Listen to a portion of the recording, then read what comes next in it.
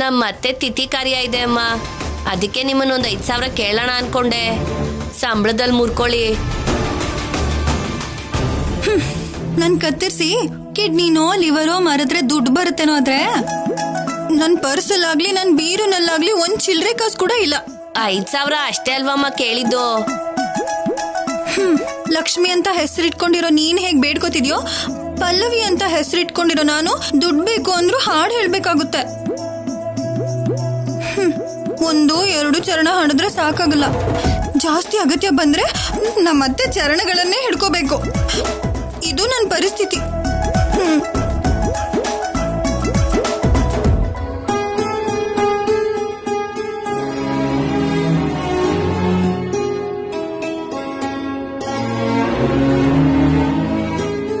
ಲಕ್ಷ್ಮಿ, ನಿಮ್ಮತ್ತೆ ತಿಥಿ ಕಾರ್ಯ ಅಂದೆ ಅಲ್ವಾ? ಹೌದಮ್ಮ ಅವ್ರೆ, ಅವ್ರು ನಾಡಿದ್ದಕ್ ಸತ್ತೋಗಿ 11ನೇ ದಿನ. ಅವ್ರ ಆತ್ಮಕ್ ಶಾಂತಿ ಸಿಗ್ಬೇಕು ಅಂದ್ರೆ ಕಾರ್ಯ ಮಾಡ್ಬೇಕು. ಅಮ್ಮ ಅವ್ರ ಹತ್ರ ದುಡ್ಡು ಕೇಳ್ದೆ ಕೊಡ್ಲಿಲ್ಲ. ರಾಜ ಕೇಳಿದ್ರೆ ಕೊಡ್ತಾರೋ ಇಲ್ವೋ? ಸರಿ ಬಿಡು, ಈ 5,000 ಇಟ್ಕೋ. ಅಮ್ಮ ನಿಮ್ಮ ಹತ್ರನ? ಅಯ್ಯೋ ಬೇಡಮ್ಮ, ನಿಮ್ಮ ಹತ್ರ ತಗೊಂಡ್ರೆ ಚೆನ್ನಾಗಿರಲ್ಲಮ್ಮ. ಇದು ದುಡ್ಡೇ ಲಕ್ಷ್ಮಿ, ಸಾಲ ಅಂತ ಅಲ್ಲ. ನಿಮ್ಮತ್ತೆ ವಾಪಸ್ ಬರಲ್ಲ, ಇದನ್ ಕೂಡ ವಾಪಸ್ ಕೊಡೋ ಅಗತ್ಯ ಇಲ್ಲ. ತಗೋ ಪ್ಲೀಸ್, ತಗೋ. ತಗೋ. ನೀವ್ ಚೆನ್ನಾಗಿರ್ಬೇಕಮ್ಮ.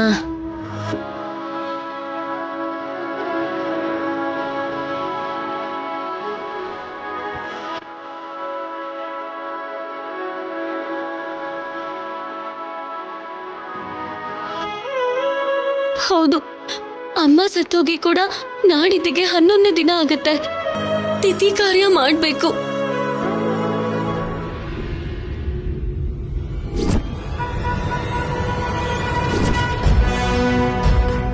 ದಯವಿಟ್ಟು ನನ್ನ ಅಪಾರ್ಥ ಮಾಡ್ಕೋಬೇಡಿ. ನಾನು ನಿಜವಾಗ್ಲೂ ಯಾವ ತಪ್ಪನ್ನು ಮಾಡಿಲ್ಲ. ಈಗ್ಲೇ ದೇವರು ನನಗೆ ಕೊಟ್ಟಿರೋಂಥ ಶಿಕ್ಷೆಗಳು ಸಾಕು. ಮತ್ತೆ ನೀವು ಕೂಡ ಹೀಗೆ ಮಾತಾಡ್ತಿದ್ರೆ ನಿಮ್ ಕಾಲ್ ಹಿಡ್ಕೊಂಡು ನಾನು ಕ್ಷಮೆ ಕೇಳೋದು ಒಂದನ್ ಬಿಟ್ರೆ ಬೇರೇನು ಮಾಡಕ್ಕಾಗಲ್ಲ.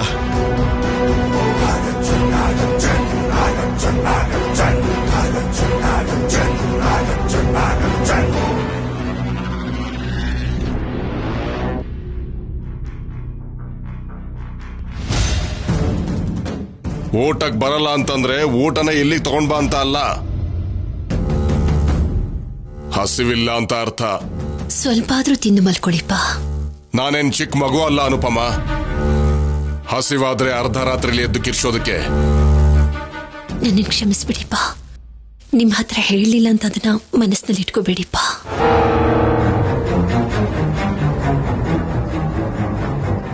ನಿಮ್ ಹತ್ರ ಹೇಳ್ಬೇಕು ಅಂತಾನೆ ಇದ್ದೆ, ಆದ್ರೆ ಅವರು ಜೈಲಿಗೆ ಹೋಗಿದ್ದಾರೆ ಅಂತ ಹೇಳಿದ್ರೆ. ಓಹೋ, ಅಜಯ್ ಜೈಲಲ್ಲಿ ಇದ್ದಾನೆ ಅಂತ ಹೇಳಿದ್ರೆ ನಾನೇನಾಗ್ಬಿಡ್ತೀನೋ ಅಂತ ನನ್ನ ಆಯಸ್ಸಿನ ಬಗ್ಗೆ ಯೋಚನೆ ಮಾಡಿದೆ ಅಂತ ಆಯ್ತು.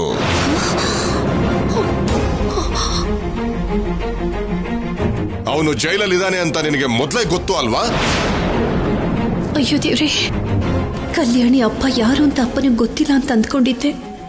ಜೈಲಿಗೆ ಹೋಗಿದ್ದಾರೆ ಅಂತ ಹೇಳೋದಕ್ಕೂ ಮುಂಚೆನೆ ಅವ್ರ ಬಗ್ಗೆ ಅಪ್ಪನೇ ಹೇಳ್ತಿದಾರಲ್ಲ. ಅಪ್ಪನಿಗೆ ಹೇಗೆ ಗೊತ್ತು ಅವ್ರು ಜೈಲಿಗೆ ಹೋಗಿದ್ದಾರೆ ಅಂತ? ಏನ್ ಹಾಗೆ ನೋಡ್ತಾ ಇದೀಯಾ? ನಾನು ಅಜಯ್ನ ಭೇಟಿ ಮಾಡಿ ಬಂದೆ.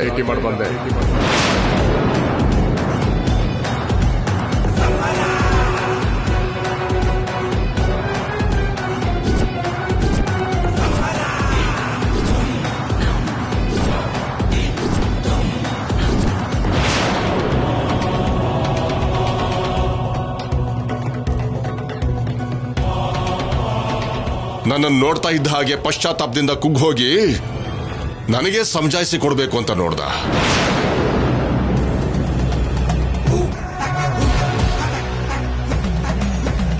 ಆದ್ರೆ ನಾನು ಅವನಿಗೆ ಆ ಅವಕಾಶನ ಕೊಡ್ಲಿಲ್ಲ. ಯಾಕೆ ಅಂದ್ರೆ ಒಂದು ಹೆಣ್ಣಿನ ಜೀವನ ನಾಶ ಮಾಡಿದಾನೆ.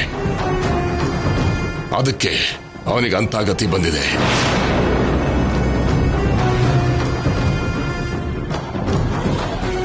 ಈ ಕುಟುಂಬಕ್ಕೆ ಮೋಸ ಮಾಡಿದವನು ಅನುಭವಿಸ್ತಾನೆ ಅಷ್ಟೇ.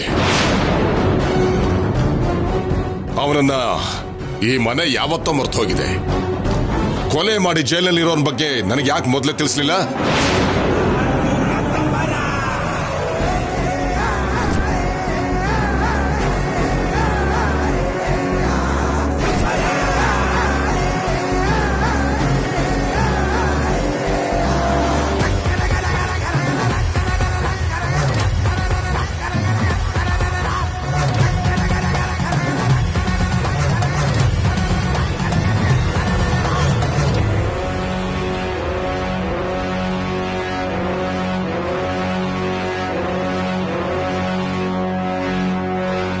ಅಜಯ್ ಜೈಲಲ್ಲಿದ್ದಾನೆ ಅನ್ನೋ ವಿಷಯನ ಕೇಳಿಸ್ಕೊಂಡ್ಬಿಟ್ಲಾ? ಅಮ್ಮ ಯಾಕೆ ಹಾಗೆ ನೋಡ್ತಿದ್ದಾಳೆ? ನಮ್ಮ ಮಾತೇನಾದ್ರೂ ಕೇಳಿಸ್ಕೊಂಡ್ಬಿಟ್ಲಾ? ಏನ್ರಿ ಹಾಗೆ ನೋಡ್ತಿದ್ದೀರಾ? ಅನುಪಮ ಹೇಳಲಿಲ್ಲ ಸರಿ, ಆದ್ರೆ ಆ ಹುಚ್ಚು ಹುಡುಗಿ ತಂದೆ ಬಗ್ಗೆ ಹೇಳಲಿಲ್ಲ ಅಂದ್ರೆ ನೀವ್ಯಾಕೆ ಬೇಜಾರು ಮಾಡ್ಕೋತಿದ್ದೀರಾ?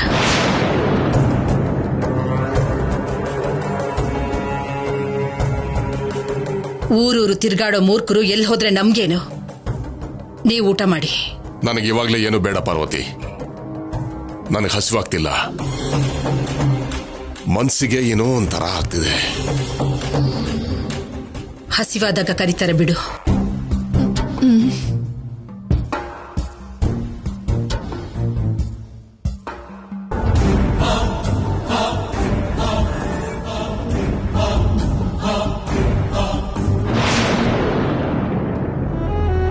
ಅಮ್ಮ,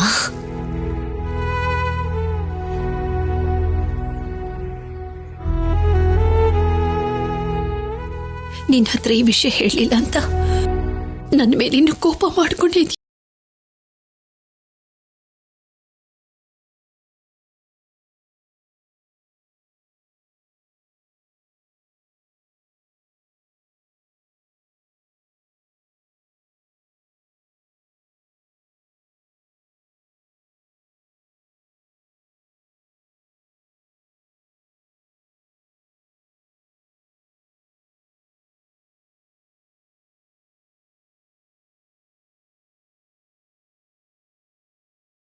ಹೇಗ್ ಬದುಕ್ತೀಯ ಹೇಳು?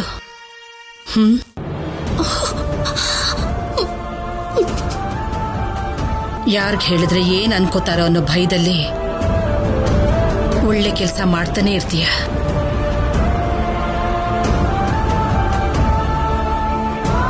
ಅದಕ್ಕೆ ನಿನ್ ಹತ್ರ ಮಾತಾಡಬಾರ್ದು ಅಂತ ಕೋಪ ಮಾಡ್ಕೊಂಡಿದ್ದೆ. ಒಂದು ಕ್ಷಣ ಕೂಡ ನಿನ್ನ ಹತ್ರ ಮಾತಾಡದೇ ಇರಕ್ಕಾಗಲ್ಲ ನನಗೆ.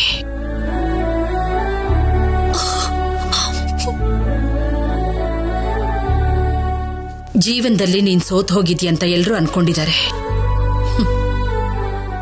ಎಲ್ರ ಜೀವನನ ಗೆಲ್ಲಿಸ್ಬೇಕು ಅಂತ ನೀನ್ ತಲೆ ತಗ್ಸಿದ್ಯಾ ಅಂತ ನಾನಂತೀನಿ. ನಿಮ್ಮಪ್ಪ ಕೋಪಿಷ್ಟರೇ, ಆದ್ರೆ ನಾನಲ್ಲಮ್ಮ. ಬೇಜಾರ್ ಮಾಡ್ಕೋಬೇಡ.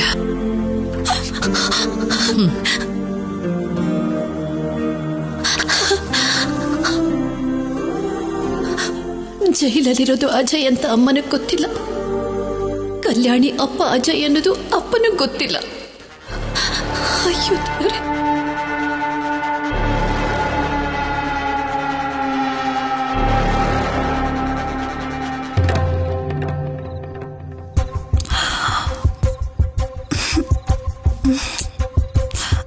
ನೀನ್ ಆ ಕಡೆ ಈ ಕಡೆ ಓಡಾಡಿದ್ರೆ ಮಂಚ ಅಲ್ಲಾಡುತ್ತೆ. ನೀವೇನಲ್ಲ ಅಲ್ವಾ ಅಲ್ಲಾಡೋದು ಹೆದರೋದು? ನಿದ್ದೆ ಮಾಡ್ದೇನೆ ನಿಶಾಚರಿ ಹಾಗೆ ಯಾಕೆ ಹೀಗೆ ಓಡಾಡ್ತಿದೀಯಾ? ನಿದ್ದೆ ಬರ್ತಿಲ್ಲ ಕಣ್ರಿ. ಅದೇ ಯಾಕೆ ಅಂತ. ಸಂಪದ ಸೀಮಂತನ ಹೇಗ್ ಮಾಡ್ಬೇಕು ಅಂತನಾ? ಅಪ್ಪ, ಆ ಫಂಕ್ಷನ್ ಬಗ್ಗೆ ಅಲ್ಲ ರೀ, ಅತ್ತೆಯವ್ರ ಬಗ್ಗೆ.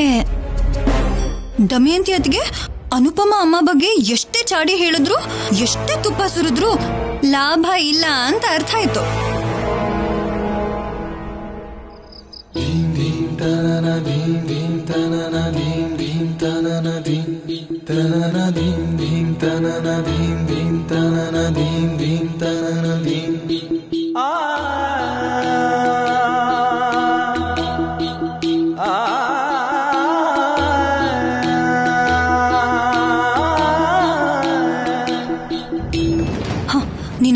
ಮಾತಾಡಲ್ಲ ಅಂತ ಅನುಪಮ ಅಮ್ಮನ ಹತ್ರ ಹೇಳಿದ ಅತ್ತೆ ಇವಾಗ ಎಷ್ಟು ಪ್ರೀತಿಯಿಂದ ಮಾತಾಡ್ತಿದ್ದಾರೆ ಗೊತ್ತಾ ನಿಮ್ಗೆ?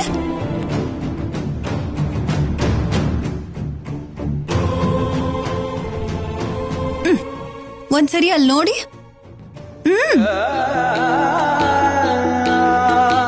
ಹೋಗ್ ಮಲ್ಕೊಳಮ್ಮ. ಪರವಾಗಿಲ್ಲಮ್ಮ.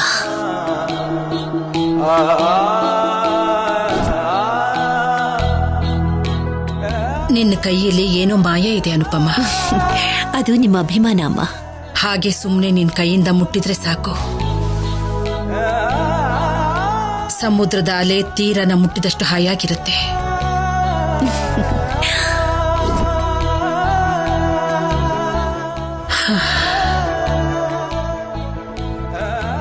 ಅನುಪಮ, ಆ ಕಲ್ಯಾಣಿ ಅವರಪ್ಪ ಜೈಲಿಗೆ ಯಾಕೆ ಹೋಗಿದ್ದಾರೆ ನಿನಗೆ ಗೊತ್ತಾ?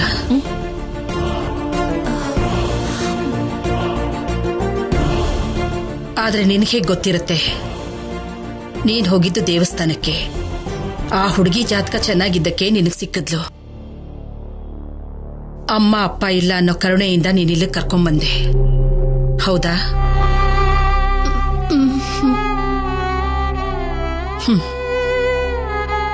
ಒಳ್ಳೆ ಮನ್ಸಿದ್ರೆ ಇಷ್ಟೇ ಅನುಪಮ.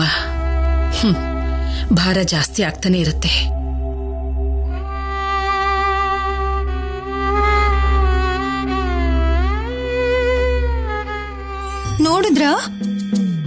ನೋಡ್ದೆ, ನೀನೀಗ ಮಲ್ಕೋ.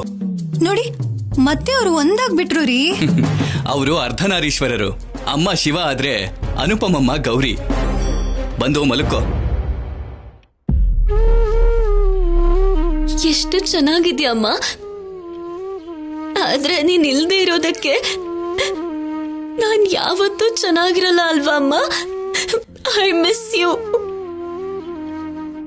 ನೀನ್ ಹೀಗ ಅರ್ಧ ಆಯ್ಸಲ್ಲೇ ಕಣ್ಮುಚ್ಚಕ್ಕೆ ಕಾರಣ ಆಗಿರೋ ಆ ಅನುಪಮನ ನಾನ್ ಸುಮ್ನೆ ಬಿಡಲ್ಲ ಅಮ್ಮ. ಆವತ್ತು ನನ್ ಮೊಬೈಲಲ್ಲಿ ನಿನ್ ಫೋಟೋನ ತೋರಿಸಿದಿದ್ರೆ ಇಷ್ಟೊತ್ತಿಗೆ ಅವಳನ್ನ ಮನೆಯಿಂದ ಆಚೆ ಹಾಕಿರೋರು. ಈಗ್ಲೂ ಕಾಲ ಮೀರಿಲ್ಲ ಅಮ್ಮ. 11ನೇ ದಿನಕ್ಕೆ ಕಾರ್ಯ ಮಾಡ್ತಾರಂತೆ ಅಲ್ವಾ? ಆ ಅನುಪಮ ವಿಷಯನ ಎಲ್ಲರಿಗೂ ಗೊತ್ತಾಗೋ ಹಾಗೆ ಮಾಡ್ತೀನಿ. ಅಮಾಯಕಳ ತರ ಕಾಣಿಸೋ ಅವಳು ನಿನ್ ಜೀವನದಲ್ಲಿ ಬಂದು ಎಷ್ಟು ನೋವು ಕೊಟ್ಟಿದ್ದಾಳೆ ಅಂತ ಎಲ್ಲರಿಗೂ ಅರ್ಥ ಆಗೋ ಹಾಗೆ ಮಾಡ್ತೀನಮ್ಮ. ನಾನ್ ನಿನಗ್ ತಿಥಿ ಕಾರ್ಯ ಮಾಡೋ ದಿನಾನೇ ಆ ಅನುಪಮ ಜೀವನದಲ್ಲಿ ಅಶಾಂತಿ ಹುಟ್ಟೋ ಹಾಗೆ ಮಾಡ್ತೀನಮ್ಮ.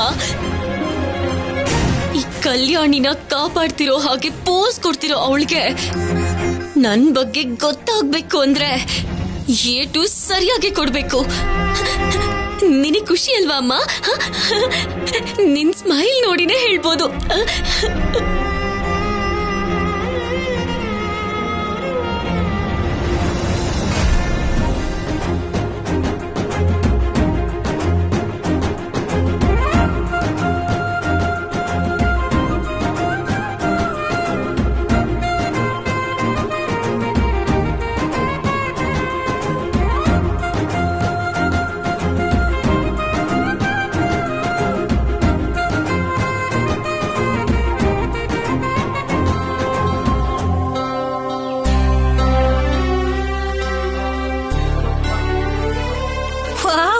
ಎಷ್ಟ್ ಚೆನ್ನಾಗಿದೆ ಅಲ್ಲ? ಬಂಗಾರ ಯಾವಾಗ್ಲೂ ಚೆನ್ನಾಗಿ ಇರುತ್ತೆ. ಇದು ನೋಡು.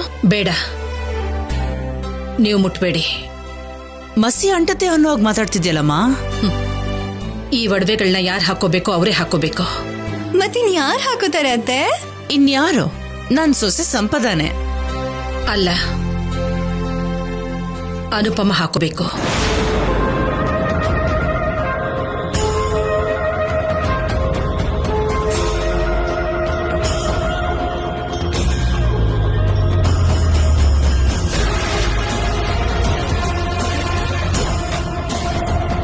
ಅಮ್ಮ, ಅನುಪಮನ ಕಿವುಡಿನ ನೀನು? ಅನುಪಮ ಹಾಕೋಬೇಕು ಅಂತ ಸ್ಪಷ್ಟವಾಗಿ ಹೇಳ್ತಿದ್ರು ಮತ್ತೆ ಮತ್ತೆ ಯಾಕೆ ಕೇಳ್ತಿದ್ಯಾ? ತಗೋ ಅನುಪಮ. ಇದೆಲ್ಲ ನನಗೆ ಯಾಕಮ್ಮ? ವಾರಸತ್ವದ ಒಡವೆಗಳನ್ನ ಹಾಕೊಳ್ಳೋ ಭರಿಸೋ ಅರ್ಹತೆ ನಿನಗಿದೆ ಅಂತ ಕೊಡ್ತಿದ್ದೀನಿ. ತಗೋ. ನಾನು ಈ ಒಡವೆಗಳನ್ನ ಅಯ್ಯೋ ಬೇಡ. ಗಂಡ ಇಲ್ಲ ಹಾಕೊಂಡ್ರೆ ಜನ ಬೇರೆ ತರ ಅಂದ್ಕೋತಾರೆ ಅಂತ ಬೇಡ ಅಂತಿದ್ದಾಳಮ್ಮ. ನಿನ್ನ ಗಂಡ ಶಿವರಾಮ್ ಮದ್ವೆಲಿ ಕಟ್ಟಿರೋ ತಾಳಿ ಬಂಗಾರದ್ದೇ ತಾನೆ? ಅವತ್ತು ಕಟ್ಟಿದ ಮೇಲೆ ಯಾವತ್ತಾದ್ರೂ ಅವನ್ ಹಿಡಿದ್ ನೋಡಿದಾನ? ಇಲ್ಲ. ಮನೆ ಅಳಿಯನೆ ತಲೆ ಕೆಡಿಸ್ಕೊಳ್ದೆ ಇರುವಾಗ ಅರ್ಥ ಆಯ್ತು ಬಿಡಮ್ಮ. ನೀನ್ ಯಾರು ಕೊಡ್ಬೇಕು ಅಂದ್ಕೊಂಡಿದ್ಯೋ ಅವ್ರಿಗೆ ಕೊಡು. ಅನುಪಮ, ತಗೊಳಮ್ಮ. ಈ ಬಳೆಗಳು ಮತ್ತೆ ನಿನ್ ಕೈಗೆ ಸೇರ್ಬೇಕು. ಈ ಒಡವೆಗಳು ಮತ್ತೆ ನಿನಗೆ ಹತ್ರ ಆಯ್ತು ಅಂತ ಸಂಕೋಚ ಪಡಬೇಡ. ತುಂಬಾ ವರ್ಷಗಳ ನಂತರ ನಿನ್ನಲ್ಲಿ ನಾನು ಮಹಾಲಕ್ಷ್ಮಿನ ನೋಡ್ಬೇಕು. ಬೇಡ ಅಂದೇನೆ ಹಾಕೋ.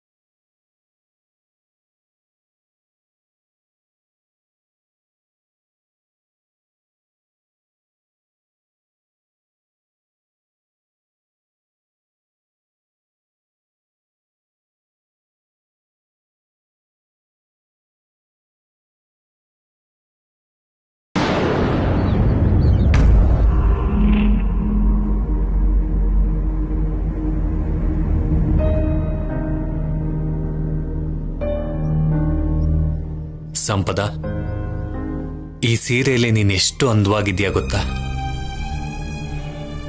ಈ ನೆಕ್ಲೆಸ್ ಇಂದ ನಿನ್ ಅಂದ ಡಬಲ್ ಆಯ್ತು. ನನ್ ದೃಷ್ಟಿನೇ ಬೀಳೋ ಹಾಗಿದೆ. ಕಾಲಿಗೆ ಕಾಲುಂಗ್ರ ಹಾಕ್ತೀನಿರು. ಅಯ್ಯೋ ಬೇಡ.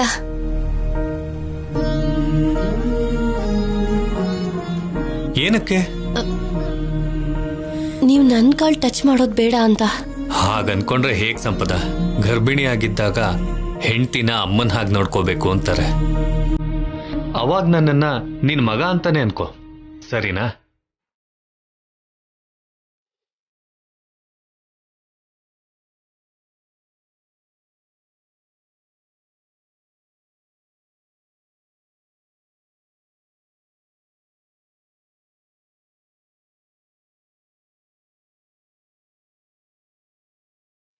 ಸಾರಿ ಶೌರ್ಯ, ನೀ ನನಗೆ ಎಷ್ಟೇ ಪ್ರೀತಿಯಿಂದ ನೋಡ್ಕೊಂಡ್ರು ನಾನ್ ಮಾತ್ರ ಸಿದ್ಧಾರ್ಥ್ಗೋಸ್ಕರನೇ ಬದುಕಬೇಕು ಅನ್ನಿಸ್ತಿದೆ.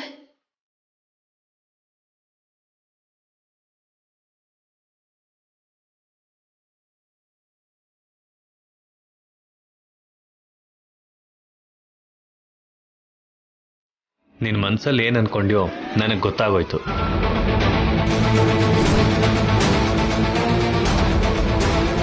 ಏನ್ ಅನ್ಕೊಂಡೆ?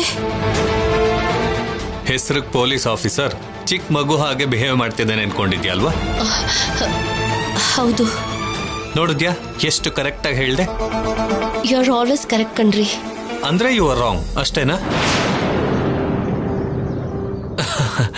ಜೋಕ್ ಮಾಡ್ದೆ. ನಡಿ ಹೋಗೋಣ.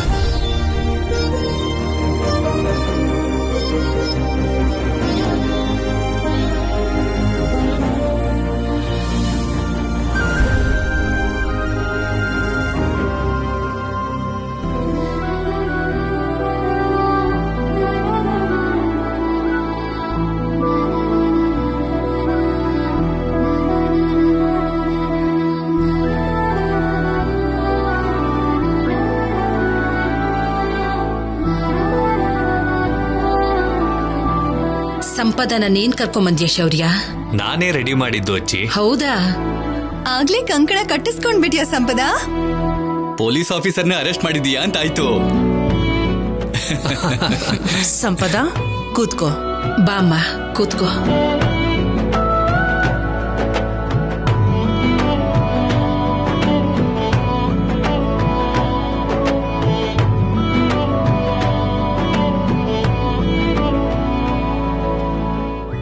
ಅಮ್ಮ ಶುರು ಮಾಡೋಣವಾ? ಹಾ, ಅನುಪಮ ಎಲ್ಲಿ? ಅಲ್ಲೋಡಿ ಬಂದ್ರು ಅತ್ತೆ.